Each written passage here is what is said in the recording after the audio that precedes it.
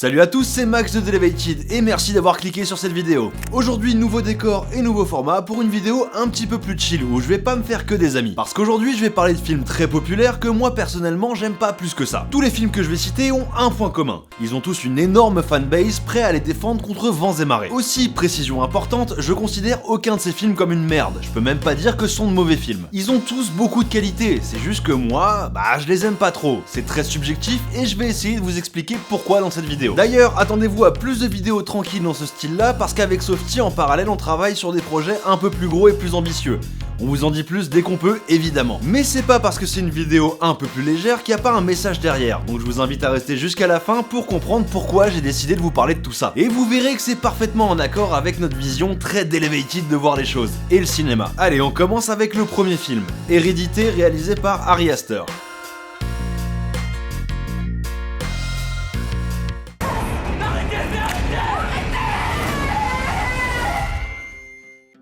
Dans Hérédité, on suit la famille Graham, dont la grand-mère vient de mourir. À peine le temps de se remettre du deuil que la petite fille de la famille Charlie meurt dans un accident plus ou moins causé par son grand frère Peter. Tout ce petit monde est alors plongé dans un deuil inconsolable quand la mère de famille Annie essaye de prendre contact avec sa petite fille décédée. Et c'est là que les problèmes commencent. Hérédité, réalisé par Ari Aster, est sorti en 2018. Bon, c'est un film qui est extrêmement bien réalisé. Mise en scène millimétrée, des compositions de plans au poil de cul et des transitions effondues toujours signifiants. Une photo plutôt froide et terne, mais quelque part c'est un peu à l'image du film. En bref, le film est beau. On est devant un drame familial enrobé de fantastique et incarné par d'excellents acteurs. Bref, vous l'aurez compris, on est devant une production ultra calibrée, et personnellement c'est là où moi le film me perd. La mise en scène est trop propre, trop posée, et paradoxalement la caméra bouge tout le temps. On a le droit à de longs plans toujours agrémentés par des mouvements de caméra assez lents. Le film a beau être bourré de qualité objective, personnellement ça me touche pas, et je peux pas m'empêcher de trouver quelque chose d'un peu pompeux et prétentieux dans la façon dont le film est tourné. Il y a un côté show-off, un côté auto-centré dans ce film. Évidemment, Ari Aster met énormément de lui dans le film, mais parfois ça frise le ridicule. Comme dans cette scène de fête au début du film avec des jeunes qui s'isolent pour regarder du Méliès, comme le font tous les jeunes en soirée. Il met également énormément de lui dans ses personnages, et c'est un peu gros. On sent que la minutie avec laquelle Annie traite ses miniatures est un parallèle direct avec la minutie que met Ari Aster dans son film au niveau de la réalisation. Et globalement, tout le film est un gros étalage de ses mommy issues. Bref, c'est pas ma cam. On a bien une scène choc qui fonctionne super bien, la mort de Charlie, mais ensuite on a 1 heure de cris et de pleurs jusqu'à une conclusion certes très cool, mais vachement rushée dans le dernier acte. Pour l'élément horrifique, on en a bien quelques petites touches au début du film, mais ensuite c'est absent très longtemps pour se concentrer justement sur l'aspect drame familial. Avec des personnages qui hurlent et qui pleurent, franchement c'est pas un visionnage très agréable. Ajoutez à ça la longue durée du film, bref, c'est pas un rythme qui me correspond.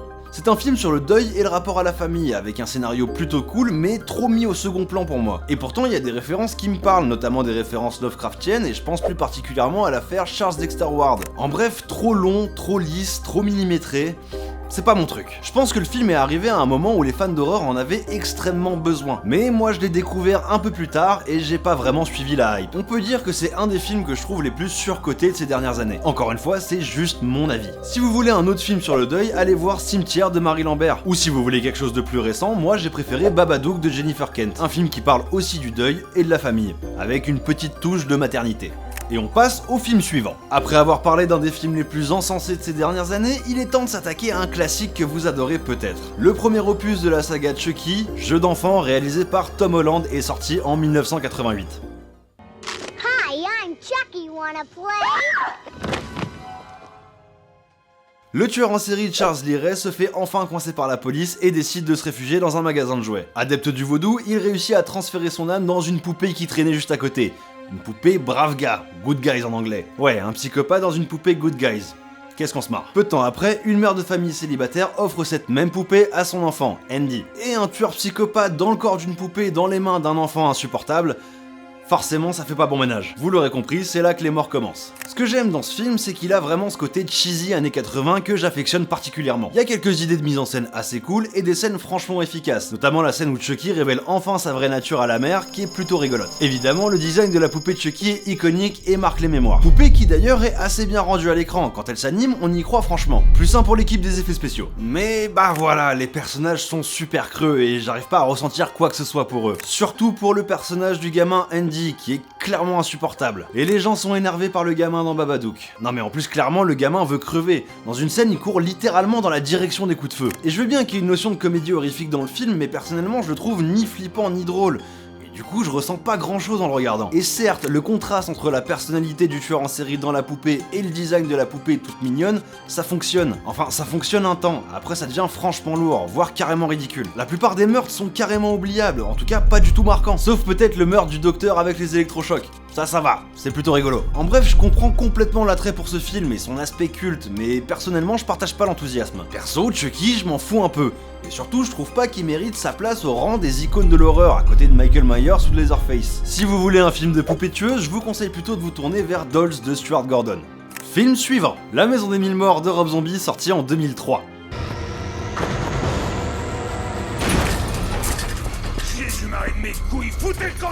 Un jeune couple est à la recherche du célèbre tueur en série, le Docteur Satan, et finit par tomber sur la famille Firefly. Une famille de cannibales psychopathes avec tous les travers que vous pouvez imaginer. Ouais, globalement c'est ça le scénar. Bon, je vais commencer par le fait que je suis pas un grand fan de Rob Zombie le groupe et Rob Zombie le réalisateur. Donc forcément ça part mal pour La Maison des Mille Morts. J'ai pas grand chose de positif à dire sur le film, si ce n'est que c'est un bon divertissement. Ou même une bonne porte d'entrée sur l'horreur, ou la comédie horrifique, ou ce que vous voulez. Il y a quelques scènes sympas, un peu trashouilles dans un univers un peu foufou, et surtout il y a le personnage du capitaine Spaulding, qui à mon sens est la plus grande réussite du film.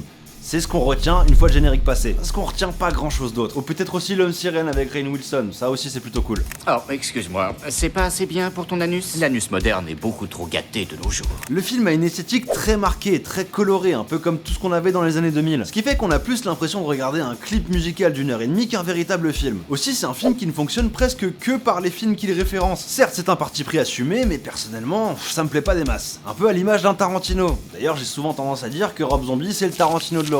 Et j'ai aussi tendance à dire que La Maison des Mille Morts c'est Massacre à la tronçonneuse sur MTV.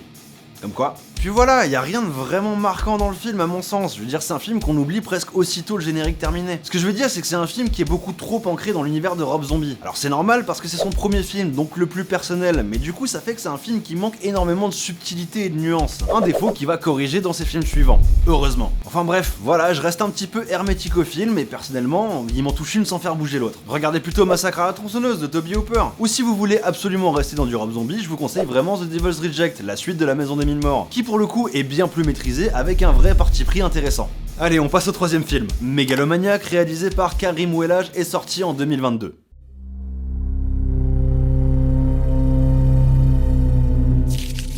Vous allez dire que j'ai une dent contre les films récents, mais c'est pas vrai. Vous verrez qu'il y a des films récents qu'on a adorés chez Elevated, et pour ça je vous conseille de vous abonner à la chaîne pour pas rater les prochaines vidéos. Dans Megalomaniac, on suit Martha et Félix, les enfants du dépeceur de monstres, un tueur en série qui a vraiment sévi dans les Ardennes en Belgique. Dans les Ardennes ? C'est dans les Ardennes ?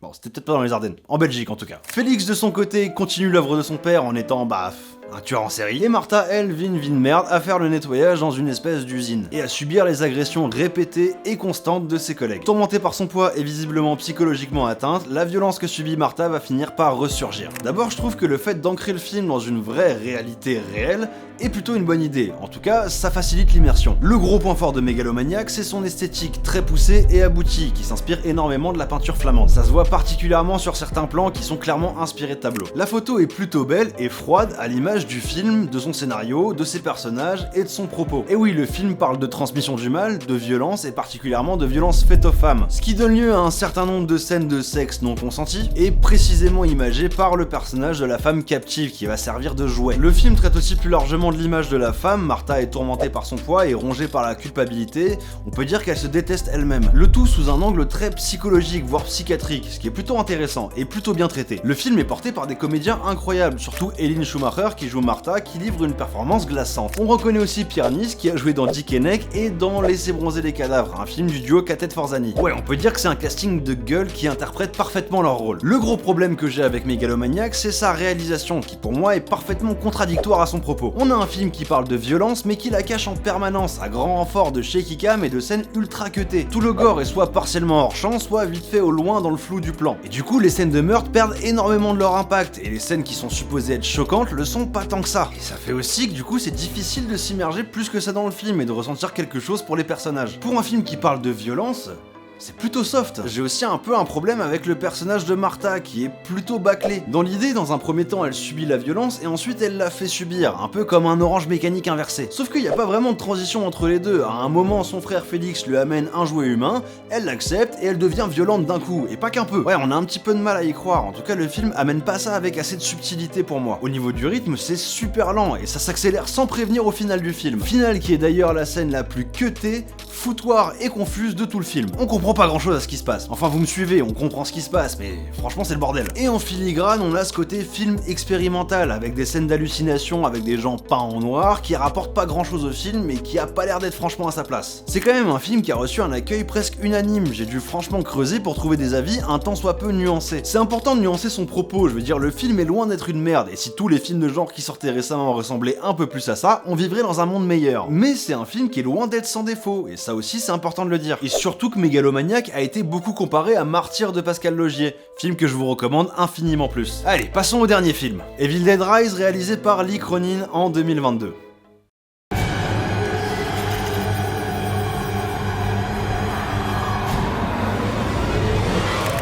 Dans Evil Dead Rise, on suit Ellie, mère de famille célibataire qui vit dans un appartement dans un immeuble qui s'apprête à être démoli. Et le jour où sa sœur Bess vient lui rendre visite est aussi le jour où une malédiction terrible ressurgit des profondeurs. Ellie se retrouve alors possédée et veut du sang. Et personne n'est à l'abri. Ni sa famille, ni qui que ce soit. On sent qu'il y a une volonté de moderniser la saga avec ce film, tant au niveau de ses personnages que des éléments fondateurs de la saga Evil Dead. Le vieux magnétophone se transforme en vinyle qui joue à l'envers, et le film a même les balls de nous sortir de la forêt pour nous proposer un environnement inédit dans la saga. Et je dois avouer que c'est un des éléments qui m'intéressait le plus dans le film avant de le voir. Changer complètement d'environnement pour une saga aussi connue, c'est franchement louable et audacieux. On a aussi droit à une scène d'intro qui défonce, et quand l'écran titre arrive, on est méga épais. J'ai même lu un avis qui disait que le film méritait l'Oscar du meilleur écran titre, et franchement je suis plutôt d'accord. Ça claque, ça pète, on en veut plus. Mais voilà, c'est là que le rythme retombe instantanément comme un soufflet pour nous présenter des personnages franchement creux. Même si les personnages en dehors de H, ça a jamais été le point fort d'Evil Dead. Si je devais dire une chose sur le film, c'est qu'il manque de fun et de folie, et qu'il se prend beaucoup trop au sérieux. La plus grosse déception reste l'environnement qui est quasiment pas exploité. Encore une fois, c'est ce que j'attendais le plus de ce film. Et là, on a droit à un appart, vite fait un couloir, la plupart du temps au travers d'un œillet, une cave d'immeuble, puis c'est tout quoi. Quel potentiel gâché, c'est dommage.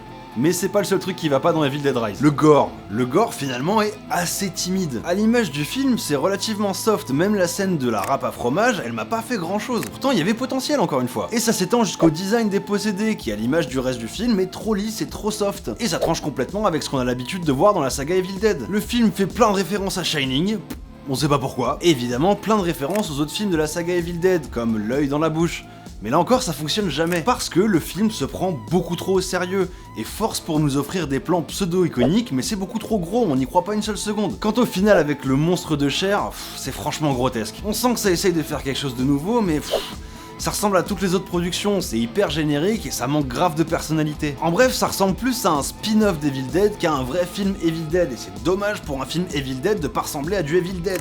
Combien de fois j'ai dit Evil Dead? Et en parlant de spin-off, j'espère vraiment que Sébastien Vanitschek va réussir là où Evil Dead Rise a échoué. En tout cas, j'y crois fort. Et je dis pas ça seulement parce que je trouve que Vermine est un des meilleurs films de 2023. Enfin un petit peu quand même. Bref, je vous conseille plutôt de vous tourner vers le remake d'Evil Dead de 2013, réalisé par Fede Alvarez. C'était plus fun, plus gore, plus viscéral. Enfin, dites-moi ce que vous en pensez en commentaire. Et si vous voulez un film de possession qui se passe dans un immeuble, je vous conseille 1000 fois plus Démon 2 de Lamberto Bava. Vous êtes encore là? Vous m'en voulez pas trop? Comme je disais en intro, tout ça c'est très subjectif et ça n'engage que moi. Je comprends absolument que vous ayez un avis différent et je vous invite à le partager en commentaire. Mais au fond, et c'est aussi pour ça que je voulais faire cette vidéo, vous avez tout à fait le droit de ne pas aimer un film à cause de ses qualités. Et vous avez aussi le droit d'aimer un film pour ses défauts. Merci d'avoir regardé cette vidéo, on se retrouve très vite pour un nouveau format. Encore un. Et n'hésitez pas à nous dire en commentaire si vous aimez ce style de vidéo, un peu plus tranquille, un peu plus spontané. Évidemment, abonnez-vous à notre chaîne et likez cette vidéo si elle vous a plu. Vous pouvez aussi nous suivre sur nos réseaux sociaux, on est plutôt actifs sur Instagram. Et je vous dis merci encore et à la prochaine.